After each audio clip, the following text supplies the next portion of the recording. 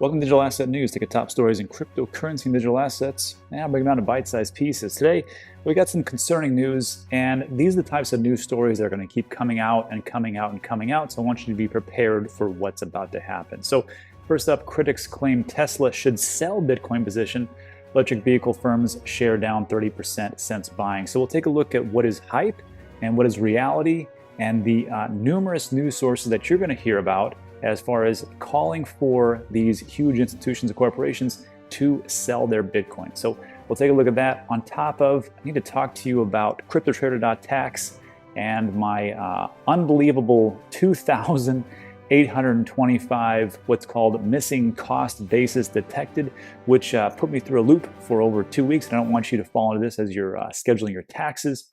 And finally, I just want to talk to you real quick about the hodler mentality and what you need to do as far as get yourself mentally prepared for the tough road ahead. So we'll take a look at all those things, but first take a look at what's going on in the markets. First of all, let me blow this up so you can see what the heck I'm talking about. And here we are. So today it is March 8th, 9 a.m. Houston, Texas time, still in the new rental property, fixing it up. Should be done by this week. And then off we go. So what do we have today? Well, over the weekend, Sunday saw a heck of a rally, and I think it was because of India came out and said that they will not be banning cryptocurrency digital assets. The Prime Minister, which a lot of people corrected me, it is a she. Okay, great, it's a she. But the picture I saw was just a bunch of guys, so whatever. She came out and said, look, we're not going to ban anything. It's not going to be as awful as you might think. And we're going to work together with these central banks to come to a conclusion. So some people have said, well, it's not that much, and it's not what they're going to think. But look, it's a step in the right direction. They didn't just come out and said, hey, we're going to straight ban it, which would really suck for 1.2 billion people in India because they want to actually trade digital assets. So that is a positive. So what do we have? So for the market cap right now, you're looking at almost $1 trillion market cap for Bitcoin alone, this 949.52, and we're up to 51,000. So that's pretty great. I mean, we'll take it. It's not the 58,000 all-time high that we had seen, but hey, right around the corner. Ethereum, 1743, a little bit of a bump after that. The Ethereum improvement proposal, 1559, that came into effect, where they're going to pretty much make fees a little bit lower. But again, in the video yesterday, we talked about this. It's going to do well, but it's not going to do that great. They need to do a lot of things with scaling and everything else. I'm hopeful because I own a lot of Ethereum. So that would be great. Now, and one more thing before I go on, just so you know, I am what is called biased to all the different things we talk about here. If I'm talking about a project, it's probably because I own it. And that's just it. I know some people will say, oh, I'm not biased, but whatever. If you're talking about Bitcoin a lot, probably because you got a lot of Bitcoin. If you're talking about Ethereum and Cardano and Chainlink and Theta like me, probably because you got a lot of that. And that's just the truth. So that's just what it is. Anyhow, so going forward, Tether's Tether. Nobody really cares. Good for them. Binance Coin, hey, in that fourth spot. Cardano was up there, but of course it slipped down for whatever reason. Nothing but great news, whatever. Polkadot down a little bit in 24 hours, but last hour pretty good. Let's see, here's what I really care about. What's gone up a ton? Well, Uniswap did. If you held for Uniswap all this way, remember it was a 400 token airdrop. Congratulations, because you're up bigly, almost $33. I think Uniswap could do great if they do what PancakeSwap is going to do, which is allow for the Binance Smart Chain.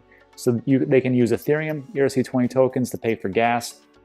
Ethereum to pay for gas, or they can use the Binance chain. If Uniswap switches over from that to Binance chain to a lot of different protocols, I mean, Uniswap will go through the roof. It'll be easily top 5. Let's see if that happens. Chainlink up bigly, another partnership announced because they're doing that every single day, it seems like. Bitcoin Cash up a percentage. Dogecoin, this is funny. So Dogecoin is up 10% in 24 hours. Why? I'm going to tell you why. It's because they have, and I put this in Twitter, Doge is up 10% because of strong fundamentals, a fantastic team working 24/7, and a very detailed roadmap that was just released that goes over the 10-year history and where they're going to go in 10 years. Just kidding. There's no reason why Dogecoin is up. It's just up. Maybe it was a tweet from Elon. I have no idea. It's just up 10%, probably because people are talking about it. remember, just take a look at the fundamentals and what's going on. Has much changed with Dogecoin? No, not really. It just is what it is. All right, Aave, a big Theta is one of the bigger ones, 10%. Remember, they just not formed a partnership, but Sony is one of their validators on top of Google, on top of Gumi or Gummy, however you say it. And they've got a lot of great people lined up. They're not competing with YouTube for bandwidth. They're actually working in conjunction with them because they have Google as a validator. So if you got into Theta early, congratulations, like I talked about. It's great. Again, one of my holds. VeChain up 10% for Rapterra. That's going to be huge. Mike Novogratz's thing. Tezos up 12%. The partnership, I think, was announced.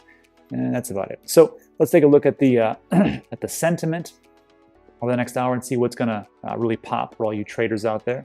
I'm not one of those. Next, I don't know what that is. Curve Dow. And if you're taking a look at this 1 hour projected range, this is the high, this is the low, and the middle part, that's with 90% assurance. That's from Trade the Chain. You can check that out in the description. Ocean Protocol. I remember this one. Wan Chain, one that Ian was always talking about. It's finally getting going. And then Chiliz up again, 7%. European type of rebates or cards for sports affiliation, stuff like that. So good for them. All right, that's what's going on in the market. Let's just go into today's top story, huh? All right. So today, these are the types of stories you're going to see a lot as we move forward in progression as far as corporations, institutions buying a ton of Bitcoin. So this one talks about critics claim Tesla should sell Bitcoin position as electric vehicle firms share down 30% since buying. So when you read this, you're looking at going, oh, well, it's down because Bitcoin's down. And that's the only reason. That's not the reason. That's not the only reason. It's part of the reason. But just be aware. So what's going on here? Well, after Tesla announced to the world that there was 1.5 billion worth of Bitcoin on its balance sheet, the price of Bitcoin shot up considerably that day. And that was around February 7th, February 8th. Someone checked me in the comments, but it was around that time. On social media forums, critics and even lawyers have called out companies like Tesla for making such decisions.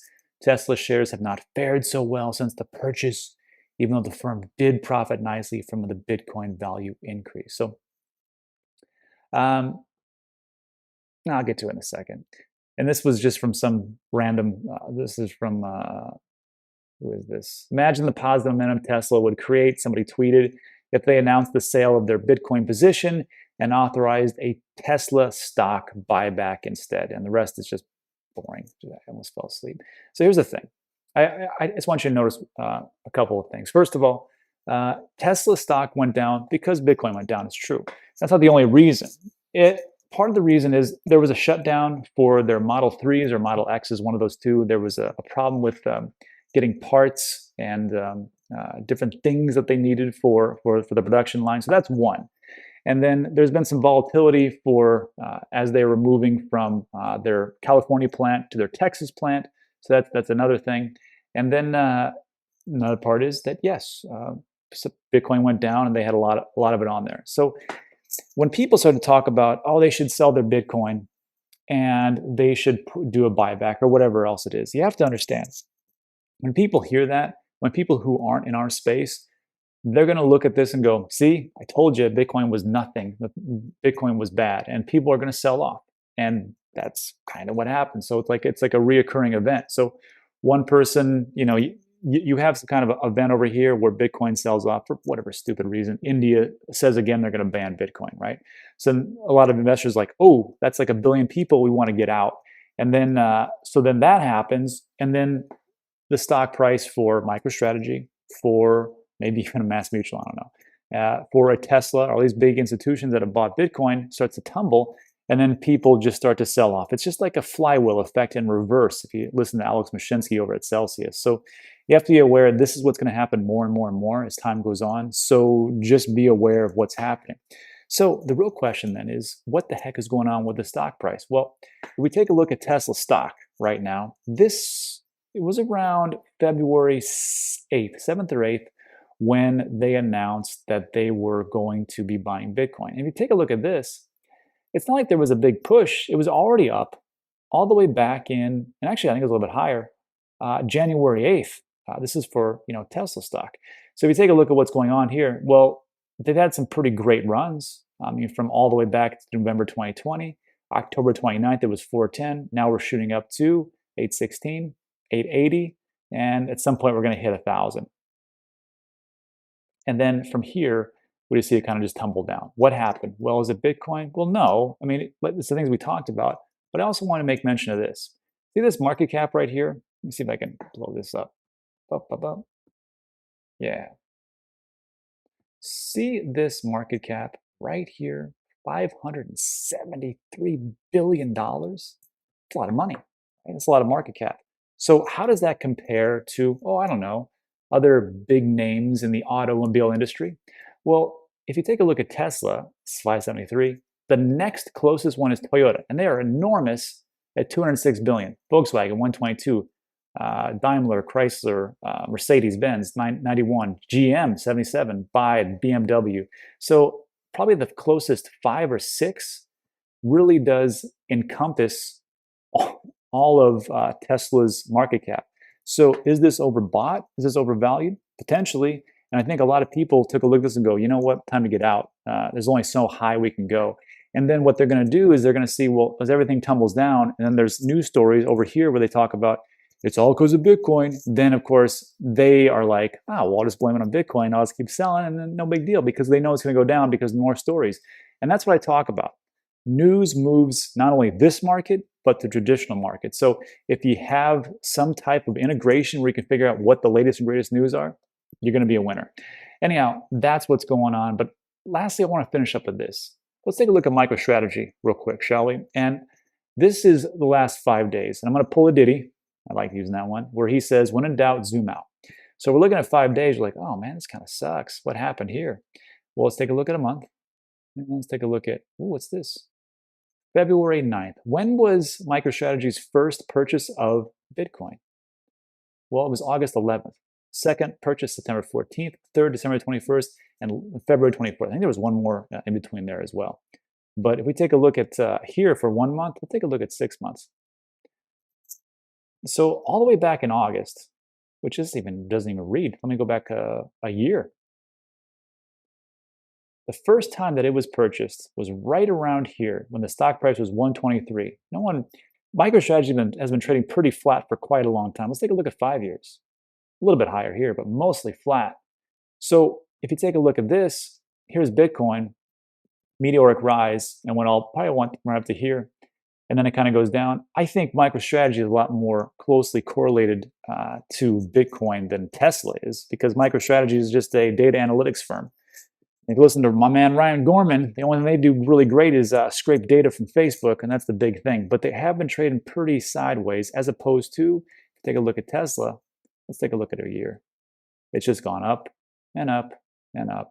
And of course, it was overvalued. Here you go. So when these stories come out, I don't want you to be flabbergasted and be like, oh, I got to sell my Bitcoin now because these institutions are going to sell. They will sell. They will sell. But they're not going to all just get together, like at this one big crux moment and go, let's just get out of it all at once. I think it will happen if you pay attention to the 4-year cycles I'm always talking about. But for these types of FUD articles, not really FUD, there is a little bit of a reality to it. Just be aware this is what's going on, and not everybody has all the answers. All right, let me know what you think in the comment section. Let's finish up with our last 2 pieces. So next up, if you're in America, you know that taxes are coming up. Nobody likes that, but that is what it is. So as April 15th approaches, if you don't want to do all these types of, cost basis analysis and do a spreadsheet and do all these things, just do what I did. The last 2 years, I've used CryptoTrader.tax. They are friends of the show. They have promoted the show in the past, but I bought them last year before I even really had anything. And since I was talking all the time, they're like, hey, you want to be an affiliate? Sure. So there is an affiliate link in the description. You don't have to use it, but if you do, 20% off, just saying. And what we have here is once you put it in, from the time that I got this the first time to when I put it in, got all the information, sent it off to my CPA, it took me 30 minutes. So easy because they have API integrations with everything, except for a couple like Voyager, which sucks. I buy a lot of my crypto on Voyager now, but you just download the spreadsheet, stick it in there. So when we're taking a look at this, when I get to this third part here, review, just so you know, I'm like, why is there it says missing cost basis detected. And then I go on here, I'm like, holy smokes, down here in the bottom right, it says 2,800 items are missing. I was like, what the heck happened? And I was like, what? So I had to contact customer support, and they emailed me back and they said, hey, genius, you got to click on missing cost basis. They didn't call me genius. I just call myself that, which means I'm an idiot. And here's the missing cost basis I was missing. Not a big deal. And a couple of this was from Uphold, which I didn't put it in. And then this one was for Voyager. I disposed of, I received, what did I do? Oh, I sold USDC for $500, so I can buy some more Voyager. And that's what's going on. So if you ever get to this point, just know there's two parts: the ledger, which is everything that you have, and then your missing cost basis, which usually isn't that much. And you can very easily fill that in. Just watch this video; it shows you how to do it. It's very simple. All right, let me understand in the comment section. Oh, before I forget, if you want to win a free tax report, they have an unlimited one right now. It's a $300 value. In the link in the description, you put in your first name and email, they draw the winner, and they just give those away. If you don't want to wait that long, just go, well, I'll take 20% off. There's also a link. So that's it. Anyhow, let's move on to our last piece. This part. Out of all the stories that I talk about, this is the most probably important section I really should delve a lot more into. And it's about the mentality of just holding on. I know everybody will say, you need to hold on forever. And you need to never, ever sell. And I don't think that's true. I think at some point you want to sell because everybody's different, right? Are you in your 40s like me? No. Well, maybe, I don't know. Are you, in your 20s, have 3 kids running around and need a bunch of money? Yeah, maybe. Are you in your 70s or 80s and you're like, you know what, I just need some retirement cash or whatever else it is. Everybody's situation is different. So when it talks about you got to hold on for dear life, I don't think that's really true. You do want to, for me, I want to be an investor. Some people want to be a trader. Some people want to be Gordon Gekko and just, run everything. I really don't want to do that. But to get the mentality is this. In the very beginning, this is how it feels like. It feels like, people like, oh, it's so easy to hold, right? And then when you start to really get into crypto, especially those who are new, it's very tough because you see like, let's say you got into Voyager, right? I know, Rob's a big shill for Voyager. I own it, so I'm biased. What are you gonna do? And I did call it at 29 cents. So, I mean, if you would have listened back then, before I move on, I gotta tell you, some people are so ticked off at me because I called Voyager at 29 cents and I said, and I'll link the video, January 7th was my 2021 price prediction. I said, this one's going to $30. And it's the most outrageous one I have because most of them are pretty conservative. I was very wrong on Uniswap. I thought only Uniswap was going to 20. I was wrong about that one. Happily wrong. So I said 29 cents is Voyager. It's going to go to 30. I said it at 79 cents. I said it at $1. I said it at $3. I said it at $5. And I said it when it hits all-time high at 7. Now down to like 628. But I don't know why people are so mad. I mean, if you just would have listened and just done your own research, maybe you would have been a good buy. I don't know. I'm not a financial advisor. I'm just saying I think it's going to 30. In my mind, that's where I see it. So when you get into investing and you see like Voyager go from 29 cents, then all of a sudden, it 10x's and it's like at $3. Like, holy smokes, I just made a bunch of money on this. It's crazy. It's tough to hold on because without really seeing the future, you're like, I don't know if this is really going to make it. And then when it goes up to like 15x, 20x, or at some point it's going to go 30x, you're like, shoot, I should really start to sell. And that could be true. But how do you know to get from 10x to 15x to 30x, or maybe even 100x for some of you, or maybe even 1,000x for some of you? And it just really comes down to having set your goals and just kind of setting it and forgetting it like a Ronco food dehydrator. You just kind of put it in there and just go, okay, this is what it is. I have my points and I'm going to get out. Or maybe for you, it's I'm never getting out until I'm like 50 and I'll just wait I don't care about this bull run in 2021. If the 4-year cycles are correct, we've been falling pretty close for the last 12 years. I'm going to go for the next bull run or the next bull run after that because of these 4-year cycles. So when you're looking at holding, in the beginning, it's very tough, but just like exercise, getting into shape, eating the right foods, starting a new job, I guess, you kind of get into the swing of things. It's just hard when you are forming habits. But if you listen to studies, it takes between 2 and 4 weeks to develop habits if you maintain and sustain. So this is what it is in the very beginning. But as time goes on, really it's here. People think it's so easy. Then people realize it's hard. But as you do it, again, it's just like going to the gym every day. It's just something you do, and then it just becomes second nature. And then this is just in your mind, like it's in the back of my mind. So these are the things you have to watch out for. And this is the investor's mentality. The trader's mentality is something different. I don't have that. I mean, I trade very little, but this is how I see it. So if you're ever confused or like, I don't know if I can do it, you can do it. You know, if you want to be an investor, I'm not telling you what to invest in, but the mentality itself I can talk to. Just kind of, you know, put the money in or whatever you're investing into, and then just kind of step away and just go, well, I think I know where it's going based on these news pieces, based on my research I've done and everything else. So, and lastly, I want to tie this all together with talking about the 4-year cycles and the investor mentality and everything else. So when I talk about these 4-year cycles, just as a quick refresher, I'm talking about the halving, all-time high, dip, reset, which we've seen over and over again. This was 2012. 2013 was an all-time high, had a big dip in 14, and then 15 we had a big reset. Same thing happened in 2016. We had a halving. Then 2017, all-time high, big dip, and a reset. Then in 2020, it's happening again. We had a halving. We're hitting all-time highs. We're going to hit, I think, 150K for Bitcoin.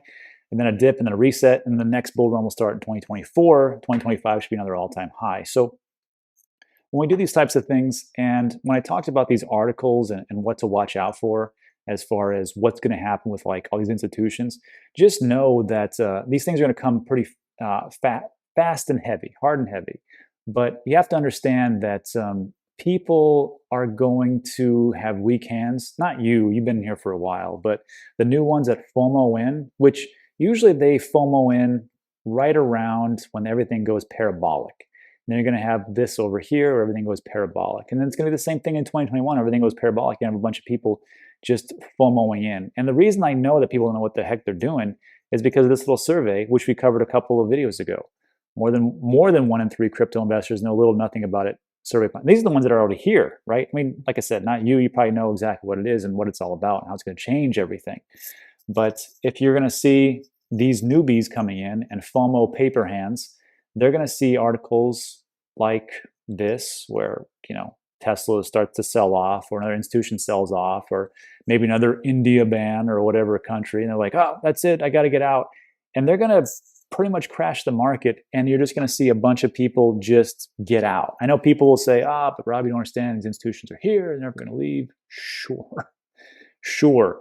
Michael Saylor can get away with this because he runs the board, right? But Elon Musk can't. And a lot of these corporations that are going to get in, they are beholden to their stockholders. So they will be the ones that are like, you know what, we're going to sell a little bit. And once they start selling, everybody else starts selling. I think we're still going to see these 4-year cycles just repeat and repeat and repeat because people don't get it. And until people really understand what crypto and digital assets are, it just won't make sense to them. And that's why I made this website up here, danteachescrypto.com. It's 100% free. They can learn everything about crypto that they ever wanted to, except for NFTs. I haven't gotten there yet, but I mean the basic stuff.